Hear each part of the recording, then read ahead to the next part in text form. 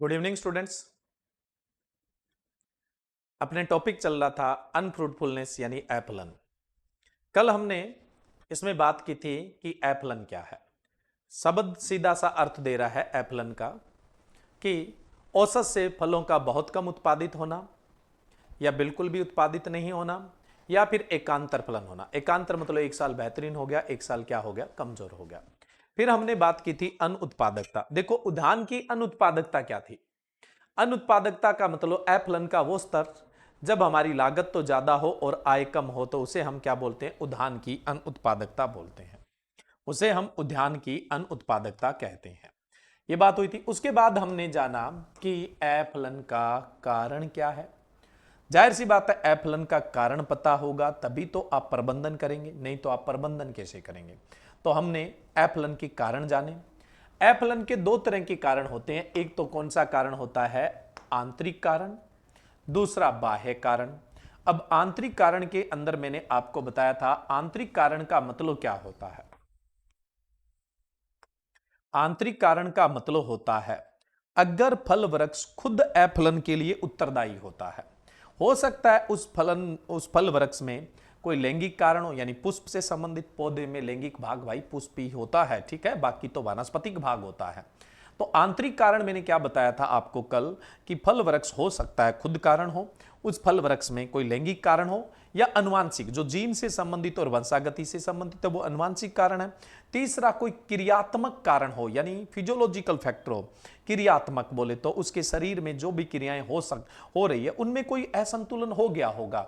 तो अगर फल वृक्ष खुद कारण है तो आंतरिक। बाह्य कारण, दूसरा कौन सा, बाह्य कारण। बाह्य कारण में आपको क्या बताया था, बाह्य कारण का मतलब है फल वृक्ष खुद उत्तरदायी नहीं है, कोई बाहर के कारण जैसे वातावरण की प्रतिकूल दशा है, आंधी तूफान, ओलावृष्टि, अधिक तापमान, कम तापमान, पाला पड़ना, लू चलना, ये सब। उसके अलावा कोई रोग, कीट है ना, कोई और पीड़क है वो नुकसान पहुंचा गया हो, या फिर हम खेत में जैसे जल प्रबंधन है वो ढंग से नहीं कर पा रहे हैं, खरपतवार प्रबंधन नहीं कर पा रहे हैं, या ट्रेनिंग प्रूनिंग है वो ढंग से नहीं की गई है, तो वो बाह्य कारण आपको बताए थे। ठीक है, नेक्स्ट मैं बात करूं, फिर हमने बात की थी कि लैंगिक कारण में कौन कौन से कारण आते हैं। अपूर्ण फूल आता है, कल बता दिया था। परफेक्ट फ्लावर क्या होता है, इम्परफेक्ट क्या होता है, कंप्लीट क्या होता है, इनकम्प्लीट क्या होता है, भ्रूणपात, विषमवर्ती कागर, नपुंसक परागकण, भिन्न काल परिपक्वता, ये सब लैंगिक कारण हैं। अनुवांशिक कारक में हमने बात की नहीं, अभी करेंगे आगे। अनुवांशिक कारण में वंध्यता आ जाती है और स्व असंगतता आ जाती है। शारीरिक कारण में सीएन अनुपात यानी कार्बन नाइट्रोजन अनुपात आ जाता है और विगलन परत है वो आ जाती है। इसके बाद हमने सबसे पहले स्टार्ट किए थे लैंगिक कारण। लैंगिक कारण के अंदर लैंगिक कारण जानने से पहले हमें पता तो होना चाहिए कि पौधे का जो लैंगिक भाग है यानी पुष्प है उसकी संरचना कैसे होती है। इसमें नर भाग कौन सा होता है, उसमें क्या क्या भाग होते हैं, मादा भाग कौन सा है, उसमें क्या क्या भाग होते हैं, पुष्पासन क्या है ना, कैलेक्स क्या है, क्रोला क्या है, मतलब पूरे पुष्प की संरचना की बात की ताकि हमें आगे की चीजें समझ में आए, रटना न पड़े, है ना। फिर मैंने आपको बताया कि लैंगिक कारण में सबसे पहला जो कारण है वो अपूर्ण फूल का होना या दोषपूर्ण फूल का होना। अब अपूर्ण फूल क्या है ये चीज समझाने से पहले मैंने आपको ये चीज समझा दी कि पौधे में लैंगिकता कितने प्रकार की होती है। 8 प्रकार की लैंगिकता आपको बताई थी, जिसमें से अपूर्ण फूल भी शामिल है। फिर हमने पता लग गया कि एफलन का लैंगिक कारण में सबसे पहला कारण कौन सा था, अपूर्ण फूल होना। अपूर्ण फूल में भी मोनोसियस, डायोसियस यानी कहने का मतलब द्विलिंगी और एक लिंगी स्थिति है वो देखने को मिली। और फिर हमें पता लगा कि एफलन का कारण जो है वो द्विलिंगी एक लिंगी है, तो हमने उनके प्रबंधन की भी बात की थी, उनके प्रबंधन की भी बात की थी। तो हमने लैंगिक कारण में से एक कारण पढ़ा है अभी तक, वो कौन सा था, अपूर्ण फूलों का होना। अब हम बात करते हैं लैंगिक कारण में अगला कारण कौन सा है। लैंगिक कारण में अगला जो कारण है वो कौन सा है, अगला कारण है भिन्न काल परिपक्वता। भिन्न काल परिपक्वता को आप डाइकोगेमी बोलते हैं। क्या बोलते हैं भाई, डाइको, अच्छा हिंदी में लिख देता हूं ना, हिंदी मीडियम के विद्यार्थी, डाइकोगेमी। देखो भिन्न काल परिपक्वता को बोलते हैं डाइकोगेमी। अब देखो डाइकोगेमी या भिन्न काल परिपक्वता क्या है, ये फूल का मादा भाग है और ये नर भाग है। अगर ये दोनों एक साथ पकेंगे, परिपक्व होंगे, मैच्योर होंगे, तो जाहिर सी बात है ये परागकण इस वर्ती कागर पर सही समय पे गिरेगा और परागण होगा, निषेचन होगा, फल बनेगा। अगर इनमें से एक आगे पीछे पक गया तो एक तो परिपक्व होगा, दूसरा अभी कच्चा होगा, तो जाहिर सी बात है परागण नहीं होगा, निषेचन नहीं होगा, अफलन होगा। ऐसे केस में पर परागण से फलन हो सकता है, स्वपरागण से तो नहीं होगा, यानी सब निषेचन तो नहीं होने वाला है। तो इस तरह से भिन्न काल परिपक्वता क्या करती है, भिन्न काल परिपक्वता है वो अफलन पैदा करती है। अब भिन्न काल परिपक्वता में दो स्थिति हो सकती है जो बिल्कुल आपके सामने है। कौन सी स्थिति हो सकती है, या तो नर पहले पक सकता है या मादा पहले पक सकती है। अगर देखो दोनों एक साथ पकते हैं तो वो समकाल परिपक्वता है, उसको हम क्या बोलेंगे, समकाल परिपक्वता। अंग्रेजी में होमोगेमी बोल देते हैं, होमोगेमी बोल देते हैं। जैसे उसको हमने डाइकोगेमी बोला, इसे हम क्या बोल देते हैं, इसको हम क्या बोलते हैं, डाइकोगेमी बोल देते हैं। जैसा हमने इसको डाइकोगेमी बोला, ऐसा हम इसको क्या बोलते हैं, होमोगेमी। अगर नर मादा एक साथ पकते हैं, एक ही समय में पकते हैं, पुंकेसर स्त्री केसर एक साथ परिपक्व होते हैं, तो वो समकाल परिपक्वता होमोगेमी है जो फलन को प्रेरित करती है। बट डाइकोगेमी भिन्न काल परिपक्वता में नर व मादा है वो एक साथ नहीं पकते हैं, यानी पुंकेसर और स्त्री केसर एक समय में परिपक्व नहीं होते हैं। अगर नर पहले परिपक्व होता है तो उसे बोलते हैं प्रोटो एंड्री। एंड्री का मतलब क्या होता है, एंड्रोसियम। एंड्रोसियम कौन सा भाग है, नर भाग। प्रोटो एंड्री, प्रोटो का मतलब पहले, एंड्री का मतलब पुरुष भाग। तो अगर नर भाग पहले परिपक्व होता है तो उसे हम क्या बोलेंगे, प्रोटो एंड्री। अगर नर भाग पहले परिपक्व हो जाएगा तो आप उसे क्या बोलोगे, प्रोटो एंड्री बोलोगे भाई।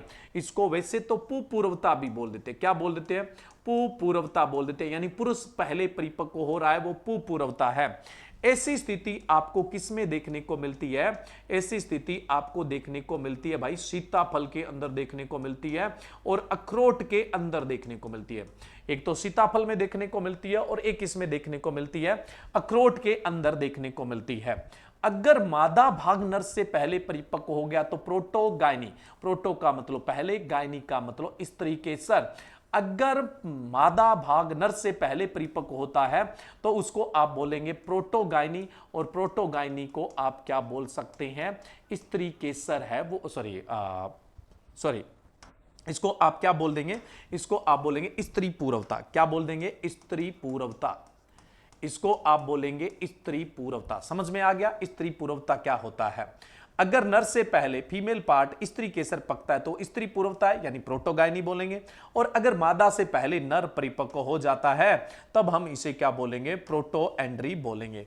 समझ में आ गया प्रोटो एंड्री। अब हमें यह बात तो समझ में आ गई कि अफलन का कारण है वो या तो प्रोटोगायनी है या प्रोटो एंड्री है। प्रोटोगायनी यानी स्त्री पूर्वता के एग्जाम्पल है चीकू, अनार, अंजीर और केला। वहीं पे अगर हम प्रोटो एंड्री की बात करें तो प्रोटो एंड्री के एग्जाम्पल है सीताफल और अखरोट है। ये तो उद्यान विज्ञान के एग्जाम्पल है, मैं सस्य विज्ञान और सब्जियों के एग्जाम्पल भी आप लोगों को बताऊंगा। पहले हम अफलन का प्रबंधन तो कर लेना, हमें पता लग गया अफलन का कारण कौन सा है, भिन्न काल परिपक्वता है। अब इसका प्रबंधन कैसे करेंगे। अब देखो आप लोग क्या है, समझदार लोग हैं, पढ़े लिखे लोग हैं, आपको पता है कि पौधे में सारे के सारे फूल एक दिन नहीं आते हैं, इनका समय होता है 20 दिन का पीरियड, 30 दिन का पीरियड, 40 दिन का पीरियड। इस तरह से क्या होता है, पुष्पन होता है, पुष्पन का एक काल होता है। कुछ फूल आज आए हैं, कुछ फूल क्या है कल आएंगे। तो ऐसे कुछ फूल आज परिपक्व हो रहे हैं, कुछ कल परिपक्व हो रहे हैं। किसी फूल का आज नर परिपक्व हो रहा है, आज ही के दिन किसी का स्त्री जो केसर है वो परिपक्व हो रहा है। तो अब मानो सपोज करो कि एक पौधे में ये फूल है, इसका मेल भाग परिपक्व हुआ है और इसी पौधे के दूसरे फूल में क्या है, मादा भाग परिपक्व हुआ है। तो हमें क्या करना है, इस मेल को यहां इस फीमेल तक लेके जाना है, बस इतना सा काम करना है तो फलन हो जाएगा। कहने का मतलब हमें पर परागण वाली क्रियाओं को अपनाना है। भी आसपास के पौधे हैं, आसपास के कोई पौधे हैं तो उनका कोई मादा भाग परिपक्व हुआ है, उनका कोई नर भाग परिपक्व हुआ है, यानी कुछ बहुत सारे ऐसे फूल होंगे, मतलब इस पूरी आबादी में से, ये पूरा बाग है, इसमें से किसी पौधे का नर भाग परिपक्व हो रहा है, उसी में कुछ भाग मादा हो रहे हैं, मतलब अलग अलग फूल के। तो ऐसी कंडीशन बहुत सारे पौधों में, तो ऐसे बहुत सारे एक साथ पौधे होंगे, किसी का मादा भाग उसी समय परिपक्व हुआ है, किसी का नर भाग उसी समय परिपक्व हुआ है। तो हमें तो ये परागण एक फूल से दूसरे फूल पे ले जाने वाला काम करवाना है, यानी पर परागण को बढ़ावा देना है। अब ये जितने भी एग्जाम्पल है इन सब के अंदर परागण कीटों से होता है। अंजीर में तो जी होता है वाष्प से, वाष्प को आप क्या बोल देते हैं, भर बोल देते हैं।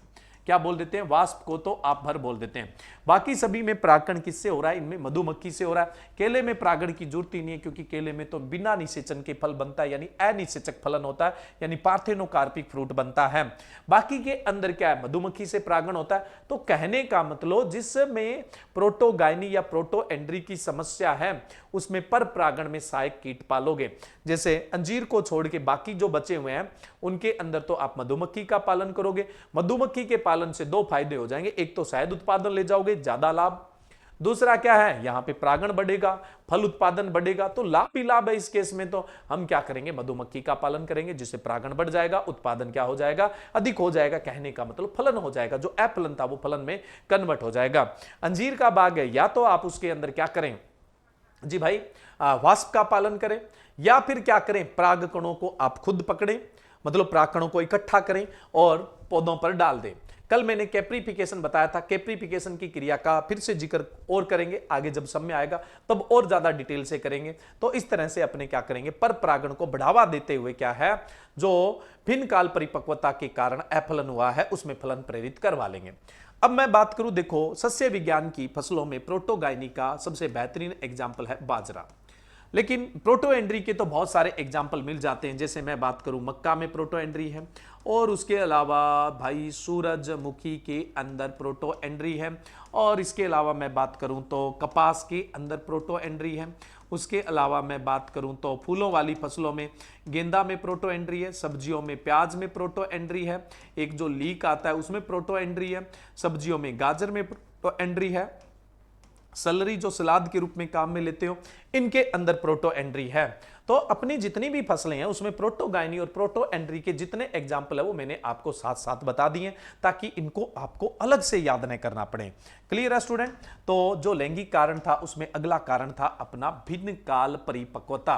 कौन सा था? भिन्न काल परिपक्वता। अगला जो लैंगिक कारण है वो कौन सा है? विषमवर्ती कागर है। कौन सा है? विषमवर्ती कागर है। अब देखिए स्टूडेंट, विषमवर्ती कागर का मतलब क्या होता है? वैसे तो फोटो आपको बहुत कुछ बता रही है। देखो, अगर वर्ती कागर और पुंकेसर की ऊंचाई असमान होती है तो हम उसे विषमवर्ती कागर कहते हैं। अगर ऊंचाई समान होती है तो हम क्या बोलते हैं? समवर्ती कागर बोलते हैं। यानी समवर्ती कागर को अंग्रेजी में होमोस्टाइली बोला जाता है। क्या बोला जाता है भाई? होमोस्टाइली। क्या बोलेंगे अपने? होमोस्टाइली। अगर क्या है, ये ऊंचाई असमान है तो उसे हम बोलेंगे विषमवर्ती कागर, और विषमवर्ती कागर को आप अंग्रेजी में क्या बोल देते हैं? हेट्रोस्टाइली है वो बोल देते हैं। ठीक है। अब देखो, अगर मादा भाग लंबा होता है यानी वर्ती कागर लंबी होती है तो उसे पिन प्रकार का फूल कहते हैं, और अगर नर भाग लंबा होता है तो हम इसे क्या बोल देते हैं? थ्रम टाइप बोल देते हैं। क्या बोल देते हैं? थ्रम टाइप बोल देते हैं। नर भाग लंबा है तो थ्रम है, मादा भाग लंबा है, दुल्हन लंबी है तो पिन है, दुल्हा लंबा है तो क्या है? थ्रम है। ठीक है। अब देखिए, ये परागकण इस वर्ती कागर पर पहुंचेगा कैसा? पहली बात तो पहुंचेगा नहीं, पहुंच भी जाएगा तो कभी भी छोटे जो एंथर होते हैं उनसे लंबी वर्ती कागर परागित होती नहीं है, और जो लंबे परागण होते हैं उनसे छोटी वर्ती कागर परागित होती नहीं है। फिर परागण कैसा होगा? छोटी वर्ती छोटा पराग जो पुंकेसर है यानी नर भाग है उसके परागकण छोटी ही वर्ती कागर को परागित कर सकते हैं, और लंबे जो परागकण है वो लंबी वर्ती कागर को ही क्या कर सकते हैं? परागित कर सकते हैं। लंबी वर्ती कागर को ही क्या कर सकते हैं? परागित कर सकते हैं। इससे आपको यह बात समझ में आ जानी चाहिए कि हमें यहां भी पर परागण को बढ़ावा देना पड़ेगा, तभी काम चलेगा, नहीं तो काम नहीं चलने वाला है। नहीं तो मैंने कहा ना, सेम फूल में तो परागण ही नहीं होगा। सेम फूल में तो परागण होमोस्टाइली समवर्ती कागर होता है तब होता है। समवर्ती कागर होता है तभी क्या है? सेम फ्लावर के अंदर परागण होगा, नहीं तो परागण नहीं होगा। तो हमें क्या करना पड़ेगा? पर परागण को बढ़ावा देना पड़ेगा, और पर परागण को बढ़ावा देने के लिए वही बात भाई, परागण में सहायक जो कीट है उनका पालन करो। अब जाहिर सी बात है, कीटों में परागण मेन तो मधुमक्खी करता है, तो मधुमक्खी का पालन करो, साथ में तो मीठा शहद खाओ, हेल्थ बनाओ, और साथ साथ में परागण बढ़ाओ, उत्पादन बढ़ेगा, अच्छी आमदनी होगी, यानी फलन हो जाएगा। अब हम बात करें पिन टाइप के एग्जाम्पल कौन से हैं। पिन टाइप का एग्जाम्पल है बादाम और कैरमबोला, है ना। कैरमबोला नाम तो सुना होगा, नहीं सुना है तो आपको आगे दिखा भी देंगे, टेंशन मत लो। यही वो फ्रूट है जिसको स्टार फ्रूट कहा जाता है। ये वो ही फ्रूट है जिसको 5 कॉर्नर फ्रूट कहा जाता है, 5 कोने वाला फल या स्टार फ्रूट कहा जाता है। थर्म के एग्जाम्पल चीकू और अनार है। तो इन सब के अंदर मधुमक्खी द्वारा परागण, तो मधुमक्खी का पालन करो, पर परागण बढ़ेगा, फलन है वो बढ़ेगा। क्लियर है, विषमवर्ती कागज। वैसे या तो किसी पौधे में पिन टाइप के फूल देखने को मिलते हैं या किसी पौधे में थ्रन टाइप के फ्लावर देखने को मिलते हैं। एक ही ऐसा पौधा है जिसमें 4 प्रकार की वर्ती कागर देखने को मिल जाती है। ये 4 कौन कौन सी देखने को मिलती है? एक तो भाई ये है बराबर की हाइट वाले, इसको बोलते हैं मिड स्टाइली, 4 प्रकार वाले में। एक होता है जिसमें दुल्हन लंबी है और दुल्हे छोटे हैं ना, तो इसको हम बोल देते हैं लॉन्ग स्टाइली। क्या बोल देते हैं इसको? Long styli. तीसरा ऐसा होता है दुल्हन छोटी है, दुल्हा लंबा है ना। मेल पार्ट है वो लंबा है, फीमेल है वो छोटा है, वर्ती कागर छोटी है, इसको हम क्या बोल देंगे? शॉर्ट स्टाइली बोल देंगे। और एक ऐसी है जिसमें दुल्हन सिर्फ नाम मात्र की है, दुल्हा लंबा है, इसको हम बोल देते हैं सूडो स्टाइली। क्या बोल देते हैं अपने? Pseudo styli. यानी ये मिड स्टाइली मध्यमवर्ती कागर, और ये लॉन्ग यानी लंबी वर्ती कागर, और ये है शॉर्ट यानी छोटी वर्ती कागर, और ये है सूडो यानी झूठी आभासी, नाम मात्र आभासी वर्ती कागर है। 4 प्रकार की वर्ती कागर तो एक ही पौधे में देखने को मिलती है, बट ये हमारे फल वृक्षों में नहीं है। बस इतना ध्यान रखना, 4 प्रकार की वर्ती कागर सिर्फ और सिर्फ बैंगन में देखने को मिलती है। ये बहुत इंपॉर्टेंट क्वेश्चन है। 4 प्रकार की वर्ती कागर सिर्फ और सिर्फ आपको कौन से पौधे में देखने को मिलेगी? बैंगन में देखने को मिलेगी। ये इंपॉर्टेंट क्वेश्चन था तो मैंने साथ में बता दिया है, कोई बात नहीं, अपने ऐसे ही जबरदस्ती क्वेश्चन याद हो जाते हैं और जबरदस्ती सिलेक्शन हो जाएगा। चलिए नेक्स्ट अपने बात करते हैं लैंगिक कारण में अगला कारण नपुंसक परागकण, नॉन वाइबल पोलन या पोलन इंपोर्टेंस। नपुंसक परागकण का मतलब क्या होता है? नपुंसक परागकण का मतलब होता है, एक तो होते हैं बंदे, एक तो होते हैं भाई बंदे, स्टरलिटी जिसको बोलते हैं, उसमें नॉन फंक्शनल पोलन होते हैं, यानी कहने का मतलब क्रियात्मक ही नहीं होते हैं, वो तो फर्टिलाइजेशन कर ही नहीं सकते, निषेचन कर ही नहीं सकते, वो तो होती है बंध्यता। बंध्यता में निषेचन संभव नहीं है, बंध्यता में तो नर है वो क्रियात्मक ही नहीं है, काम का ही नहीं है। नपुंसक परागकण में क्या होता है? परागकण कमजोर होते हैं, मतलब दम नहीं होता है इनके अंदर, बहुत कमजोर होते हैं ये निषेचन कर जाएंगे, फल बन जाएगा छोटा सा, उस समय फल झड़ जाएगा। तो ये समस्या मस्केडेनिया ग्रेप्स में देखने को मिलती है, अंगूर के अंदर देखने को मिलती है, कुछ जातियों में, सभी जातियों में नहीं, अपने लगाते हैं उस अंगूर में नहीं, मस्केडेनिया जो ग्रेप्स होता है उसके अंदर ये प्रॉब्लम है वो आपको देखने को मिलती है। उसके बाद अपने चलें लैंगिक कारण में अगला जो अफलन का कारण है वो है हमारा वो एम्ब्रियो एबॉर्शन। एम्ब्रियो एबॉर्शन को आप बोलते हैं भ्रूणपात। अब देखो भ्रूणपात किस में देखने को मिलता है? सेब में। हाँ, एक बात मैंने यहां प्रबंधन नहीं बताया, नपुंसक परागकण का कोई प्रबंधन हो ही नहीं सकता है भाई, इसलिए अपने प्रबंधन नहीं करते, लेकिन फिर भी कई बार NAA का स्प्रे करने से कुछ सार्थक परिणाम मिलते हैं, यानी कुछ पॉजिटिव रिजल्ट है वो देखने को मिल जाते हैं। कुछ सार्थक परिणाम यानी कुछ पॉजिटिव रिजल्ट है वो आपको देखने को मिल जाते हैं, कुछ पॉजिटिव जो रिजल्ट है वो आपको देखने के लिए मिल जाते हैं। ठीक है, चलिए अब देखो हम बात कर रहे थे भ्रूणपात की, है ना, एम्ब्रियो एबॉर्शन की, भ्रूणपात की या एम्ब्रियो एबॉर्शन की। अब भ्रूणपात या एम्ब्रियो एबॉर्शन क्या होता है? भ्रूणपात या एम्ब्रियो एबॉर्शन क्या होता है? देखिए सेब है, उसमें सब कुछ ठीक था, निषेचन हो गया, निषेचन के बाद क्या होता है? फल भी बन गया और फल के अंदर बीज है। अब देखो मान लो एक चीज पे गौर करें आप, ये कोई फल वृक्ष है, इसमें फल लगा हुआ है और इसमें बीज है। ये जो पेड़ है वो इस फल को भोजन दे रहा है, इसलिए दे रहा है क्योंकि इसमें इसका बीज है जो आगे इसकी संतति को आगे बढ़ाएगा। ठीक है, इसी लालच में इसको भोजन मिल रहा है। अब देखो हमारे माता पिता भी हमारे से उम्मीद करते हैं कि ये वंश का नाम करेंगे और वंश को आगे बढ़ाएंगे, सेम वैसे ये उम्मीद कर रहा है। लेकिन अब यहां क्या होता है, इसका जो भ्रूण है वो पात हो गया, मतलब भ्रूण है वो डेड हो गया, तो अब ये पौधा इस फल को भोजन देना बंद कर देगा, तो ये फल झड़ जाएगा, एफलन हो जाएगा, एफलन है वो हो जाएगा। ये सेब की कुछ किस्मों में देखने को मिलता है, तो इसका कोई विशेष इलाज नहीं होता है, लेकिन फिर भी जो फल सेब झड़ रहा है उसको हम बचा सकते हैं, और उसका क्या है, बढ़िया तरीके से ये पौधा पोषण भी करता रहेगा, भ्रूणपात हो जाएगा तो भी, और अफलन नहीं होगा, फलन हो जाएगा। बीज तो डेड हो गया, उसका तो कोई इलाज नहीं है, लेकिन आप क्या कर सकते हैं, इस फल को बचा सकते हैं। कैसे? NaA का एप्लीकेशन, और भ्रूणपात होने से पहले अगर Na दे दिया तो भ्रूणपात को भी बचा सकते हैं। तो सेब में जो अर्ली ड्रॉप होता है वो इस कारण से हो जाता है, एम्ब्रियो एबोर्शन के कारण हो जाता है। उसको रोकने के लिए हम किसका छिड़काव करते हैं? NaA का छिड़काव करते हैं, नैप्थेलिक एसिटिक एसिड का छिड़काव करते हैं, जिसकी वजह से सेब में क्या होता है, एफलन है वो रुक जाता है। तो ये सब थे लैंगिक कारण। कौन से कारण थे? लैंगिक कारण। अब हम बात करें एफलन के आंतरिक कारण में। एफलन के आंतरिक कारण में एक लैंगिक था, दूसरा कौन सा था? अनुवांशिक था। दूसरा कारण कौन सा था भाई? अनुवांशिक। तो अपने नेक्स्ट बात करते हैं जेनेटिकल फैक्टर, अनुवांशिक कारण। अनुवांशिक कारण में मैंने आपको क्या बताया था? अनुवांशिक कारण के अंदर मैंने आपको बताया था जो जीन से संबंधित है और जो वंशागत है।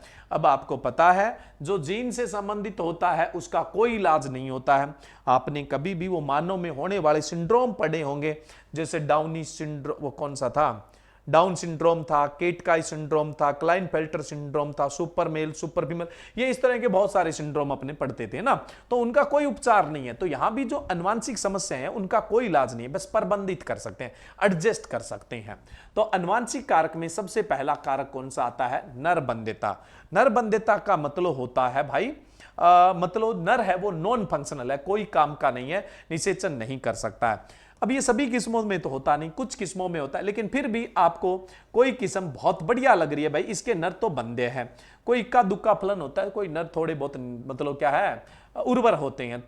तो अब इसे बाग में लगा लेंगे तो फलन तो होने वाला नहीं है। बाग में लगा लोगे तो किसी प्रकार का कोई फलन तो होने वाला नहीं है। इसको लगा के क्या करोगे? लेकिन फल बहुत बढ़िया है, मार्केट में पैसा बहुत मिलेगा, खाने में भी बहुत जबरदस्त है। अब फल चाहते हैं, मैं कहता हूं लगा लो निश्चित होके, कोई दिक्कत नहीं है। इसके साथ साथ में अपने क्या है, पोलिनाइजर वेराइटी लगा देंगे, साथ साथ में अपने पोलिनाइजर वेराइटी लगा देंगे।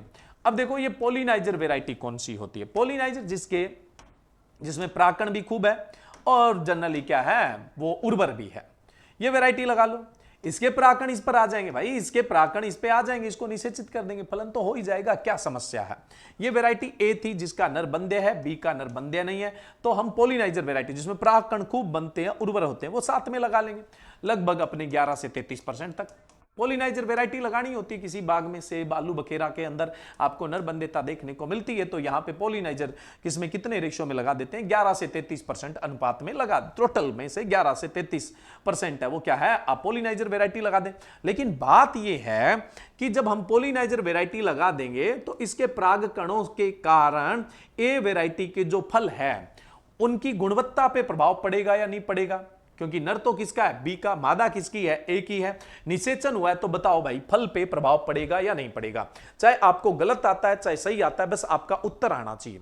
चाहे गलत आता है चाहे सही आता है, बस उत्तर आना चाहिए। मैंने कहा कि ये पोलिनाइजर किस्म है और इस पोलिनाइजर के परागकण ए पे जाएंगे, हमें तो फल चाहिए थे ए जैसे, लेकिन बी के परागकण जाने से इसके फल की गुणवत्ता पे फर्क पड़ेगा या नहीं पड़ेगा?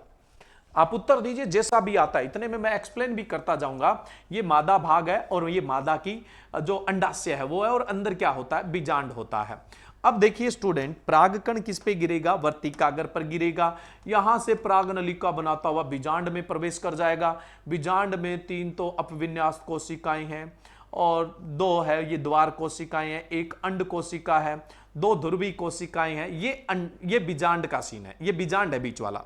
बीजांड के अंदर ये कोशिकाएं होती हैं। अब देखो मैंने क्या बोला कि बाहर वाला भाग क्या है? अंडाशय है, और अंदर वाला भाग कौन सा है? बीजांड है। परागकण किस में पहुंचेगा? बीजांड में पहुंचेगा। परागकण, अच्छा किसी का आंसर आ रहा है कि हाँ जी फलों पे प्रभाव तो पड़ेगा, है ना, 50% बी के भी गुण आ रहे हैं। शाबाश भाई शाबाश। और बताओ, पड़ेगा प्रभाव? पड़ेगा पड़ेगा पड़ेगा, ठीक है, सबका ठीक आ रहा है। कई बच्चों का ऐसा भी आ रहा है कि प्रभाव नहीं पड़ेगा। कोई बोल रहे हैं थोड़ा पड़ेगा, थोड़ा कम पड़ेगा, पड़ेगा लेकिन कम पड़ेगा। कोई बोल रहा है 50% पड़ेगा। शाबाश भाई, चलिए कोई बात नहीं। तो मैं बोल रहा था ये बीच में बीजांड है और परागकण बीजांड में पहुंचा, और बीजांड की जो अंड कोशिका है उसके साथ निषेचन करेगा। अंड कोशिका उसके साथ कौन निषेचन करेगा? परागकण निषेचन करेगा। ये दोनों निषेचन करके तो भ्रूण बना लेंगे। क्या बना लेंगे? भ्रूण। एक निषेचन जो परागकण की वानस्पतिक कोशिका होती है वो ध्रुवीय कोशिकाओं के साथ करती है, वो क्या बना लेगी? भ्रूणपोष। क्या बना लेगी? वो भ्रूणपोष बना लेगी। हमेशा दोहरा निषेचन होता है किसके अंदर? जो अपने जनरली मैं बोलूं आवर्त बीजी होते हैं, एंजियोस्पर्म होते हैं, उनमें दोहरा निषेचन होता है। ये भ्रूण बन गया, ये भ्रूणपोष मतलब भ्रूण के लिए भंडारित भोजन। और ये जो यहां पे भाई ये जो यहां पे बीजांड था, इस बीजांड के जो बाहर का आवरण है वो इंटीग्यूमेंट कोशिका होती, सॉरी इंटीग्यूमेंट परत होती है। ये इंटीग्यूमेंट परत है वो अब बीजावरण में बदल जाएगी, ये बन गया बीज। यानी निषेचन के बाद बीजांड किसका रूप ले लेता है? बीज का रूप ले लेता है। ये बाहर वाला था अंडाशय। अंडाशय में नर का कोई रोल नहीं था। अंडाशय में नर न तो गया, न नर का कोई रोल था। लेकिन अंडाशय निषेचन के बाद किस में बदल जाएगा? फल में बदल जाएगा। अब इस बीज को लगाओगे, इस पौधे, इससे जो पौधा निकलेगा उसमें 50% मादा के लक्षण होंगे, क्योंकि जाहिर सी बात है निषेचन हुआ है। अंड कोशिका से अगुणित गुणसूत्र आए हैं, पराग से भी अगुणित आए हैं, अब 2n बनाए तो आधे आधे गुण होंगे। अगला जो पौधा उगेगा उसमें आधे आधे गुण होंगे, इस बात में कोई डाउट नहीं है। यानी बीज में आधे आधे गुण है। लेकिन अंडाशय में नर का क्या रोल है? कोई रोल नहीं है, किसी प्रकार का कोई रोल नहीं है, 1% भी रोल नहीं है अंडाशय के अंदर। अंडाशय में किसी भी प्रकार का कोई रोल नहीं है। तो जाहिर सी बात है फल पर कभी भी पराग के जो पराग जनक होता है यानी नर जो होता है उसका कभी प्रभाव नहीं पड़ता है। फल पर कभी भी पराग कणों का यानी नर जो जनक है उसका प्रभाव नहीं पड़ता है। ऐसे केस में एक ही फल की गुणवत्ता बनी रहेगी, लेकिन एक का बीज मत लगा देना, नहीं तो इन दोनों के आधे आधे गुण आ जाएंगे। अब इसके गुण चाहते हो तो फिर वानस्पतिक प्रवर्धन करवा दो, बीज मत लगाओ। ठीक है, समझ गया? फल पे कभी भी पराग जो जनक होता है उसका प्रभाव नहीं पड़ता है, और अगर पड़ गया तो फिर वो मेटाजीनिया है। अगर पड़ गया तो उसको हम बोलेंगे मेटाजीनिया, और कोई बड़ा प्रभाव नहीं पड़ेगा, थोड़ा सा पड़ेगा तो भी हम मेटाजीनिया बोल देंगे। अगर नर भाग का फल की गुणवत्ता पर फर्क पड़ता है, पराग कणों का फल पे फर्क पड़ता है, तो वो मेटाजीनिया। मेटाजीनिया आपको खजूर में देखने को मिलता है, और कद्दू वर्गीय में भी, जैसे मैं बात करूं, खीरा में देखने को मिल जाता है, लौकी में देखने को मिल जाता है। इसके अलावा मक्का में देखने को मिलता है। मक्का में देखने को मिलता है, उसे कौन सा प्रभाव कहते हैं? जीनिया। ये मेटाजीनिया और जीनिया अलग अलग समय का प्रभाव है। जब अपने पादप प्रजनन पढ़ेंगे, प्लांट ब्रीडिंग पढ़ेंगे, उसके अंदर अपने बात करेंगे। तो अगर मतलब पराग कण का यानी नर युग जो नर जनक है उसका प्रभाव फल पे पड़ता है तो उसे हम क्या बोलते हैं? जीनिया या मेटाजीनिया बोलते हैं। जीनिया का उदाहरण सबसे बढ़िया कौन सा है? जीनिया का सबसे बढ़िया उदाहरण है मक्का, और मेटाजीनिया का जो उदाहरण है वो कौन सा है? खजूर है। और उसके अलावा कद्दू वर्गीय, और कद्दू वर्गीय में कौन सा है? कद्दू वर्गीय के अंदर है भाई खीरा और लौकी है। ठीक है, समझ में आ गया? तो फल पे नर का प्रभाव नहीं पड़ता है। कहीं से भी परागकण आए, आप निश्चित रहो फल की गुणवत्ता हमेशा जिस फल पे फल लग रहा है उसकी मादा का ही होगा। फल पर प्रभाव किसका होगा? हमेशा उसकी मादा का होगा, यानी उसकी मां का होगा। समझ रहे हो आप? चलिए, तो नरबंधिता के उदाहरण है सेब। अब कैसे भाई नरबंधिता वाले में फलन प्रेरित कर सकते हो? पोलिनाइजर वेराइटी लगाओगे, परागण वाली जो किस्म है वो लगाओगे। इसके बीच में कितने परसेंट? 11 से 33। अब भाई इस परागकण को यहां तक भी तो लाना है। सेब और आलू बखारा में जो परागण होता है मधुमक्खी से होता है। समझ गए आप? बिल्कुल समझ गए। मधुमक्खी से परागण होगा तो मधुमक्खी का पालन कर लो। इधर से शहद उत्पादन, शहद खा रहे हो, मस्त हो। और दूसरा क्या है? यहां परागण हो रहा है, उत्पादन बढ़ रहा है, फलन हो रहा है। एफलन की समस्या का हमने निवारण कर दिया है। नेक्स्ट अपने अगले जो अनुवांशिक कारक है उसमें चलें। तो अगला अनुवांशिक कारक कौन सा है? अगला जो अनुवांशिक कारक है वो स्व असंगति है। कौन सा है? स्व असंगति है। स्व असंगति, स्व असंगति का मतलब क्या होता है? Self incompatibility. सेल्फ इनकॉम्पेबिलिटी क्या होती है? ये एक वैरायटी है, इसमें ये मादा फूल है, इसमें ये मादा भाग है, ये इसमें नर भाग है। दोनों बिल्कुल वाइबल है, दोनों सही है, दोनों की ऊंचाई भी ठीक है, समान है, दोनों एक साथ परिपक्व होते हैं। अब इस वैरायटी का कोई भी पौधा है उसके भी फूल ठीक है, मतलब उसके फूल में भी कोई समस्या नहीं है। लेकिन इस वैरायटी का परागकण इसी वैरायटी के चाहे सेम फ्लावर में जा रहा है चाहे दूसरे फ्लावर में जा रहा है, वैरायटी सेम है, वो निषेचन नहीं कर पा रहा है। क्यों नहीं कर पा रहा भाई? जीनों का कारण है। अब जीनों का कारण है, इस वजह से क्या है? एक वैरायटी के परागकण अपनी ही वैरायटी के मादा के साथ निषेचन नहीं कर पाते हैं। तभी तो बोला है स्व असंगति, खुद के साथ संगति नहीं है। लेकिन अगर यहां पे मैं बात करूं, ये मान लो कि सेब की कौन सी किस्म है? अंबरी किस्म है। कौन सी किस्म है? अंबरी किस्म है। आपने यहां पे लगा दी कोई और किस्म, जैसे मैं बात करूं गोल्डन डेलिशियस लगा दी। कौन सी लगा दी? Golden delicious. अगर आपने ऐसा कर दिया तो अब क्या है, ये गोल्डन डेलिसियस खुद भी आपस में निषेचित नहीं हो रही है, लेकिन अगर इसके परागकण किस पे चले जाते हैं, अंबरी पे, अंबरी के परागकण अगर इस पे चले जाते हैं तो निषेचन हो जाता है, फलन हो जाता है। ये बड़ा पंगा है, इसे ही हम क्या बोलते हैं, स्व असंगतता बोलते हैं। स्व असंगतता, सेल्फ इनकॉम्पेबिलिटी, क्रॉस कॉम्पेटिबिलिटी है बट सेल्फ इनकॉम्पेबिलिटी नहीं है। स्व असंगतता है, सॉरी, स्व असंगतता है मतलब, और दूसरे के साथ संगतता है, असंगतता नहीं है दूसरे के साथ, तो इसको हम बोलते हैं स्व असंगति। ये किस में देखने को मिलती है, सेब, नाशपाती, आलू बुखारा और चेरी में देखने को मिलती है। निवारण क्या करेंगे, एक निवारण तो पहले से ही पता है अपने को, इसमें भाई एक किस्म के जिसके आपको फल ज्यादा लेने वो ज्यादा रखो, बाकी पोलिनाइजर जो वेराइटी है दूसरी किस्म है वो 11 से 33% के बीच लगा लो, 33 से ज्यादा आपको नहीं लगानी है, 33 से ज्यादा आपको नहीं लगानी, पहला काम। दूसरा, यहां से यहां परागकण कैसे आएंगे भाई, अभी तो बताया था, सेब, नाशपाती, आलू बुखारा, चेरी, इवन खुमानी में भी समस्या होती है, और इन सब में परागण मधुमक्खी से होता है। बस मधुमक्खी का पालन कर लो, यहां क्या परागण बढ़ जाएगा, पर परागण बढ़ जाएगा, फलन अच्छा होगा, उत्पादन भी क्या होगा, अच्छा देखने को मिलेगा। ये सब अनुवांशिक कारक है, ये सब अनुवांशिक। अनुवांशिक कारक में दो ही कारक थे, कितने आसान हैं, एक नर बन देता है और दूसरा कौन सा है, दूसरा है भाई वो स्व असंगतता है। नेक्स्ट बढ़े, अगला जो कारण है, अनुवांशिक कारण तो हो गए, अब तो बचे अपने फिजियोलॉजिकल फैक्टर, यानी फिजियोलॉजिकल फैक्टर के अंदर बात करें तो कारकीय कारण बचे। कौन से कारण बचे, जो कारकीय कारण है वो बचे हैं। कारकीय कारण के अंदर अगर अपने चले, शारीरिक कारक भी बोल सकते हैं, या फिर आप क्या बोल सकते हैं, कारकीय कारण भी बोल सकते हैं, ठीक है। अब देखो, शारीरिक कारण में, कारकीय कारण में सबसे पहला कारण है विगलन परत का बनना, सबसे पहला कारण है विगलन परत का बनना। अब देखो विगलन परत क्या होती है, कोई भी फल वृक्ष है उसमें लगा हुआ ये फूल है, इसमें लगा हुआ ये फल है। अब इसमें क्या होता है, कभी कभी एब्सिसिक अम्ल एक प्राकृतिक वर्दी रोधक है, नेचुरल इनहिबिटर, एक सिंगल नेचुरल इनहिबिटर, एकमात्र इनहिबिटर नेचुरल प्राकृतिक एबीए है।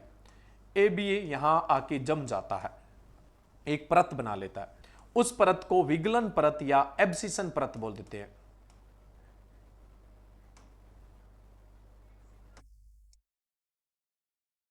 एब्सिशन परत,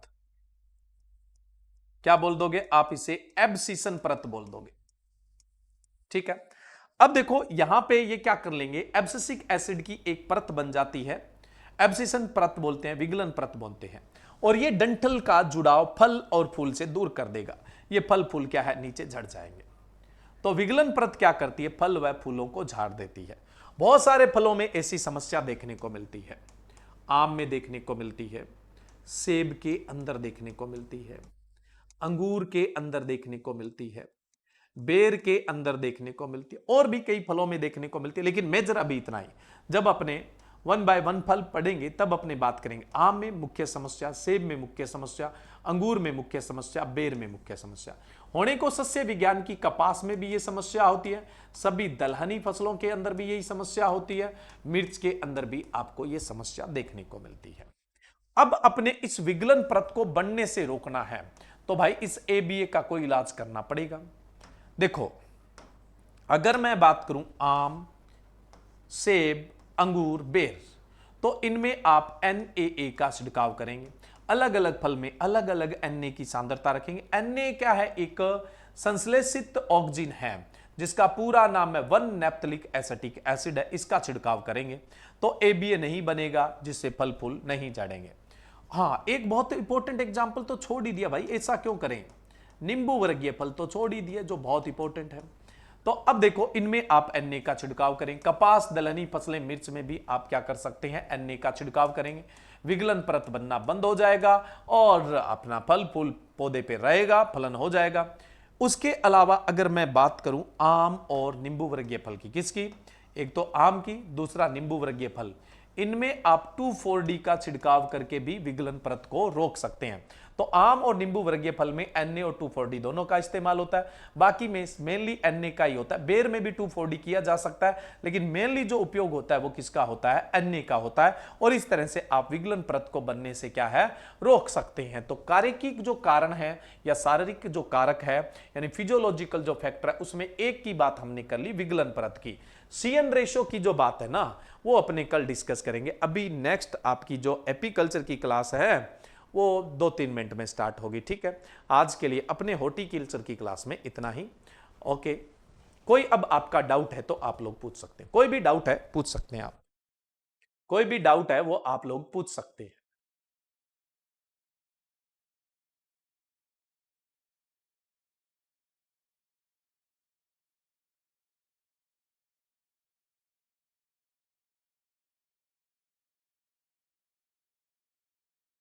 किसी प्रकार का कोई भी क्वेश्चन है अभी तक जितना करवाया उसमें से? कोई क्वेश्चन नहीं है? ऑल क्लियर, ऑल क्लियर, शाबाश भाई, बड़े इंटेलिजेंट बच्चे मिले हैं, इस बार तो निहाल हो जाएंगे अपने ना। चलिए ओके, थैंक यू, अभी नेक्स्ट क्लास है।